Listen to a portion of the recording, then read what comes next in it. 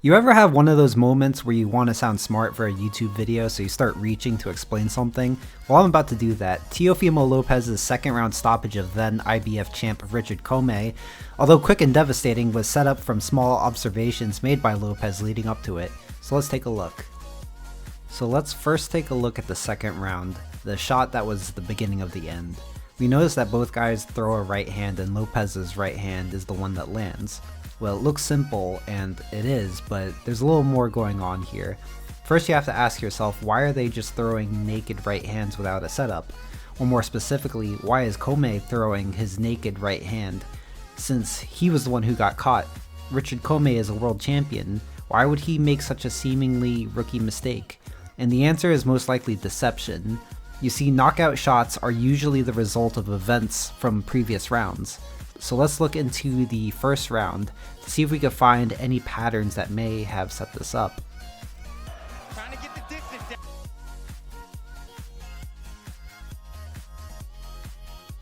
So we see very early in the first round that Commey counters a step jab from Lopez, and he does this by slipping to the outside of the jab and coming back with a loaded up right hand counter. And this is a very basic fundamental jab counter. And there we see him shoot the right hand counter after he slips the jab to the outside. And so Lopez must be thinking at this point, it's very early in the fight, so Commey must have prepared to do this. So let's see if he does this again, if he tries to counter his jab with the same setup.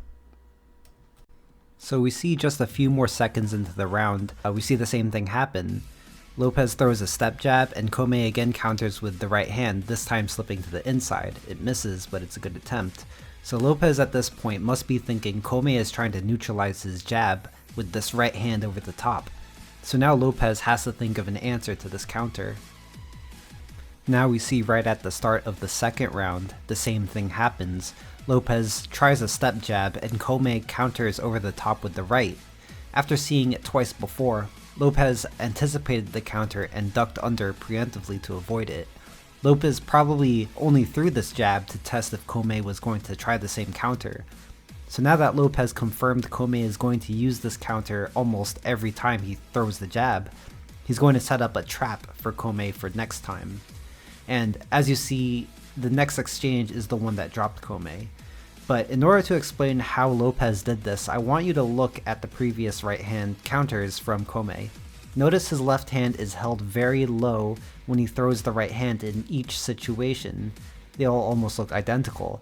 And Lopez caught on to this and formed his trap to take advantage of this opening. He just has to bait Commey into throwing the right hand again. So here we see the killing blow again. Lopez does a subtle stutter step feint. And this is important because this feint looks like the start of a step jab. And what does Commey do to counter the step jab? He counters with the right hand over the top. So then we see the right hand get baited out from Commey, and Lopez takes advantage of the low left hand of Commey and fires his thudding right hand on the opening as he slips Commey's right hand to the outside. And that is the beginning of the end. And that's going to do it. I really must say I was really looking forward to this fight almost exclusively to find out if Teofimo Lopez was for real, and this proved he is completely the real deal. This was as good a performance he could have possibly had in his first world title fight, and it's incredible to see him go from not making the US Olympic team and losing in the first round of the Olympics to steamrolling his way to a world championship at 22 years old with only 15 pro fights. I really must admit, I knew he was good, but I was just waiting to see if he was a world-class talent, and this performance really proves that. And now this sets up a wet dream of a lightweight title unification against Vasyl Lomachenko. Both guys are with top rank, and both are champions, so this fight is going to happen, and I can't wait. Lopez has wanted to fight Lomachenko for a while, and Lomachenko wanted to unify with the winner of this fight, so the time it's right now. Now, most people would probably say Lomachenko is going to school Teofimo, take him to the Matrix and embarrass him, and that might just end up happening, but Teofimo does have a chance in this fight. He won't be the favorite and shouldn't be, but I definitely won't be counting him out completely against Lomachenko. I just recently said there's no rush for Teofimo to rush his career and make super fights, but the Lomachenko fight makes sense because Lomachenko only wants to unify, and Lopez has the belt that he wants. Lomachenko probably doesn't have many years left in boxing, so I think this is one super fight that makes sense. And he's also been on the shelf for a while. Or maybe I'm just cucking myself again. As always, if you liked what you've seen and want to see more, please subscribe to the channel for more. My next video is probably going to be breaking down Terrence Crawford versus Mean Machine, and I'll see you guys all in the next one very soon.